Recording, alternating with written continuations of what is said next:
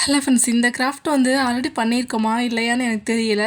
But இந்த டின் வந்து நான் ஒரு 5 இயர்ஸ்க்கு முன்னாடி எடுத்து வச்சிருந்த டின்னு. சரி இதில் தான் பண்ணிக்கலாம் அப்படின்னு எடுத்து வச்சிருந்தேன். இது க்ளீனாக இருந்துச்சு. அந்த லைட்டாக பெயிண்ட் மட்டும் இருக்குது, அது மட்டும் ஸ்க்ராட்ச் பண்ணி எடுத்தாச்சுன்னா கரெக்டாக இருக்கும் அப்படின்னு எடுத்து வச்சிருந்தது. இது நான் மெயினாக எடுத்து வச்சிருந்ததுக்கு ரீசனே இது வந்து க்ளீனாக இருக்குது. நம்ம வந்து தின்னர் ஊற்றி அது இதுன்னு க்ளீன் பண்ண தேவையில்லை, ஈஸியாக இருக்குதா, அதனால தான் மெயினாக நான் எடுத்து வச்சிருந்தது. பட் இதில் வந்து அப்புறம் பெயிண்ட் பண்ணிக்கலாம் அப்புறம்னு அப்படியே 5 இயர்ஸ் வந்து கரெக்டாக 5 இயர்ஸ் வந்து போயிடுச்சு. ஸோ இப்போயாச்சும் இதை வந்து ஏதாவது பண்ணலாம் அப்படின்றதுக்காக தான் திரும்ப எடுத்துட்டேன். பட் இது எடுத்ததுக்கப்புறம் தான் எனக்கு தோணுச்சு இதில் வந்து என்ன பண்ணுறது அப்படின்னு. அதுக்கப்புறம் இந்த ஒயிட் சிமெண்ட் பாக்கெட் வந்து தனியாக ஒன்று வாங்கி வச்சுருந்தேன். அது வந்து யூஸ் பண்ணாமலே வச்சுருந்ததா, சரி இதுக்கு வந்து யூஸ் பண்ணிக்கலாம் அப்படின்னு தான் எடுத்தது. இந்த கிராஃப்ட் வந்து நம்ம ஆல்ரெடி பண்ணியிருக்கோம், ஒரு டைம் பண்ணியிருக்கோம். பட் இது வந்து எப்படின்னா ஃபுல்லுமே ஃப்ளவர்ஸ் மட்டும் வச்சு பண்ணியிருப்பேன். பட் இதில் வந்து ஃப்ளவர்ஸு குட்டி குட்டி டிசைன்ஸ் வந்து நிறைய கொடுக்கலாம் அப்படின்னு தான் எடுத்து வச்சுருந்தது. ஃபஸ்ட்டே ஃப்ளாப்புன்ற மாதிரி கொஞ்சம் எப்படி சொல்கிறது, இந்த சிமெண்ட் வந்து ட்ரை ஆக ஆரம்பிச்சிருச்சு. நான் வந்து அடுத்த நாள் பண்ணிக்கலாம் அப்படின்னு எடுத்து வச்சுட்டேன்.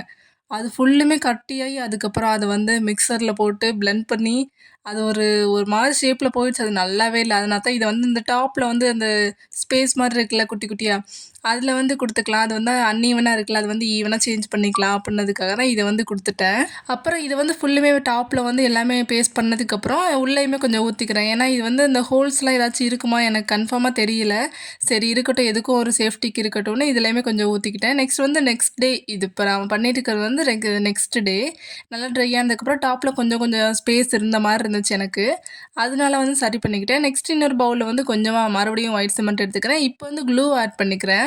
நல்லா நிறைய கொஞ்சம் க்ளூ ஆட் பண்ணிக்கணும். ஆட் பண்ணி நல்லா அந்த ஸ்பூனை யூஸ் பண்ணி நல்லா இது பண்ணதுக்கப்புறம் இது கூட வந்து வாட்டர் ஆட் பண்ண ஸ்டார்ட் பண்ணுறேன். இதில் வந்து கொஞ்சம் அளவளவாகவே ஊற்றிக்குவோம். நான் வந்து ஃபுல்லுமே ஊற்றிருப்பேன். நான் வந்து இது ஆல்ரெடி பண்ணியிருக்கனால எனக்கு தெரியும், அதனால நான் வந்து ஊற்றிக்கிட்டேன். நீங்கள் வந்து கொஞ்சம் கொஞ்சமாக மிக்ஸ் பண்ணி வாட்டரை வந்து ஆட் பண்ணிக்கோங்க.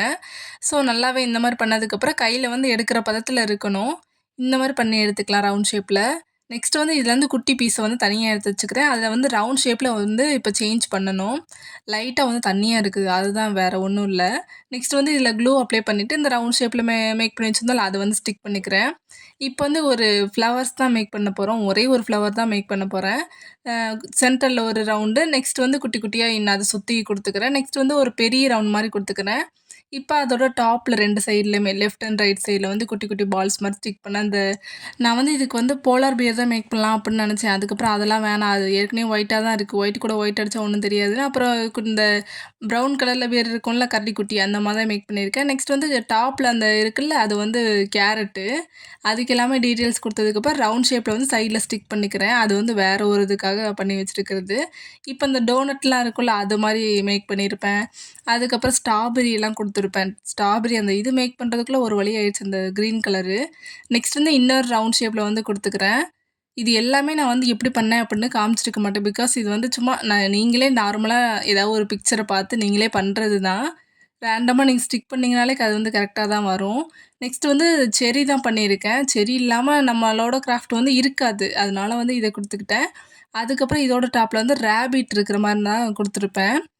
ஒரு காது வந்து கொஞ்சம் வளைஞ்ச மாதிரியும், ஒன்று வந்து ஸ்ட்ரைட்டாக இருக்கிற மாதிரி கொடுத்துக்கணும். இப்போ வந்து இந்த டெய்ஸி ஃப்ளவர் இருக்கும்ல, அந்த மாதிரி கொடுத்துக்கிறேன். இந்த இதுவும் இல்லாமலும் நம்ம கிராஃப்ட் வந்து இருக்காது, அதனால தான் இந்த டெய்ஸி ஃப்ளவர் கொடுத்துக்கிட்டேன். இப்போ அதோட டாப்பில் வந்து ரவுண்ட் ஷேப்பில் ஸ்டிக் பண்ணதுக்கப்புறம் இதோட சுற்றி 2 பெரிய இது மாதிரி ஸ்டிக் பண்ணிக்கிறேன். இது வந்து ஆக்சுவலாக போமா தான் பண்ண ஆரம்பிச்சது. பட் இது வந்து போ மாதிரியே வரலை. நானும் என்னென்னமோ பண்ணி பார்த்தேன், ஓரளவுக்கு வந்துருச்சு. அப்புறம் ஹார்ட் ஷேப்பில் வந்து ஸ்டிக் பண்ணிக்கிட்டேன். அதுக்கப்புறம் இந்த காஃபி கப் இருக்கும்ல, அந்த மாதிரி தான் மேக் பண்ணியிருப்பேன். நெக்ஸ்ட் வந்து லோட்டஸ் தான் பண்ணணும் அப்படின்னு நான் நினச்சது. நான் ஒன்று நினச்சா அது வேற ஒன்று வர மாதிரி அது என்னென்னமோ வந்துட்டுருக்குது. அப்புறம் ஒரு வழியாக ஸ்டிக் பண்ணியாச்சு. அப்புறம் இன்னும் கொஞ்சம் ஸ்பேஸ் இருந்துச்சு, அதில் வந்து 2 லீஃப் மாதிரி வச்சுருப்பேன். அதில் என்ன வைக்கன்னே தெரில எனக்கே. அதுக்கப்புறம் 2 லீஃப் மாதிரி கொடுத்துருப்பேன். ஸோ இது வந்து நல்லா ஒரு நாள் ஃபுல்லாக அப்படியே ட்ரை ஆக விட்டுருணும். அதுக்கப்புறம் வந்து பெயிண்ட் பண்ண ஸ்டார்ட் பண்ணுறேன். ஆக்சுவலாக இது பெயிண்ட் பண்ணுறது தான் ஒரு டேவே ஆன மாதிரி இருக்குது. ஒரு டே ஆகலை, பட் வந்து ரொம்ப டிலே ஆன மாதிரி தான் எனக்கு தோணுச்சு. அந்த க்ரீன் கலரு ஃபஸ்ட்டு வந்து நான் எல்லோ கலர் இருக்கிற போர்ஷன் எல்லாத்தையுமே ஃபஸ்ட்டு அடித்து முடிச்சுட்டேன். அதுக்கப்புறம் க்ரீன் கலர் எடுத்தேன். அது வந்து க்ரீன் கலர் எந்தெந்த இதுக்கெலாம் வரும் அப்படின்னு அந்த க்ரீன் போர்ஷன் எல்லாத்தையும் முடிச்சதுக்கப்புறம் பிங்க் எடுத்துட்டா, பிங்க் எந்தெந்த இடத்துல வரும் அப்படின்னு பார்த்து அதையுமே ஃபுல்லுமே ஒன்றொன்னா முடிக்க ஸ்டார்ட் பண்ணிட்டேன். பட் இது எல்லாத்த விட மெயினானது இன்னும் ஒன்று இருக்குது. அதை எடுத்ததுக்கப்புறம் தான் டென்ஷனே ஆரம்பிச்சிச்சு. ஸோ ஃபஸ்ட்டு வந்து இதெல்லாம் பண்ணி முடிச்சுக்கலாம். இந்த ஹார்ட் அடிக்கும்போது ரொம்ப சாட்டிஸ்ஃபைடாக இருந்துச்சு. அதெல்லாம் முடிச்சதுக்கப்புறம் இந்த பிங்க் வந்து இன்னும் கொஞ்சம் கொடுத்துக்கலாம் அப்படின்னு இந்த போக்கெல்லாம் குடுத்துக்கிட்டேன். அதுக்கப்புறம் இந்த ஸ்ட்ராபெர்ரிக்கு வந்து பிங்க் கலர் தானே ஒரு மாரி லைட் பிங்க் மாரி தானே இருக்கும். அது மாட்டி அடிக்காம ஒரு ரெட் கலர் அடிச்சு விட்டேன். அதுக்கப்புறம் அத மாத்தி விட்டுட்டு, அப்புறம் செடிக்கு அதுக்கெல்லாம் குடுத்துக்கிட்டேன். அப்புறம் இந்த லீஃப்க்கு வந்து கொஞ்சம் டார்க் கலர் கிரீன் மாரி குடுத்துருப்பேன்.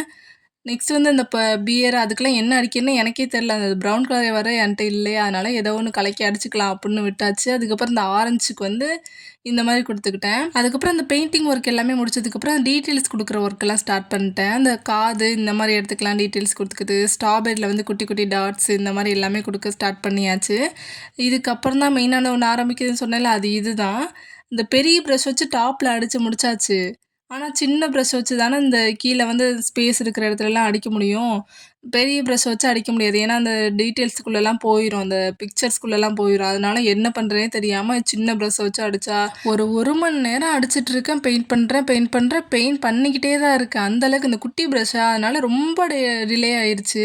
எப்படியோ வேற வழி இல்ல அப்படின்னு அடிச்சு முடிச்சாச்சு. நான் வந்து லைட்டான கலர் தான் ஃபர்ஸ்ட் இதுக்கு பேக்ரவுண்டா சூஸ் பண்ணியிருந்தேன். லைட்டான கலர் மட்டும் சூஸ் பண்ணா என் நிலைமை என்ன ஆகுறது அப்படின்னு யோசிச்சப்போ இந்த பிளாக் கலர் முடிக்கும்போது தான் நான் யோசிச்சேன். ஏன்னா பிளாக்னா ஒரு கோட்டிங் குடுத்தா போதும். அது ஃபுல்லுமே நல்லா கவர் பண்ணிரும்.